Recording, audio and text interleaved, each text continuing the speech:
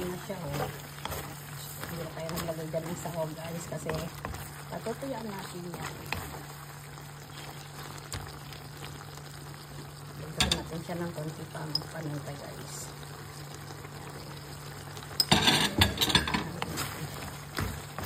Sarap na nito, guys.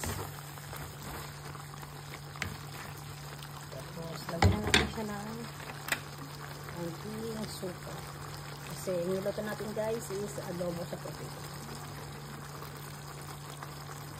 Niluto natin yung guys. Yan, saka natin yan haluin, guys. Sarap nito. Ayan, guys, ang ating ulam, guys. Pork adobo sa puti, guys. Ayan, ready to serve na po yan.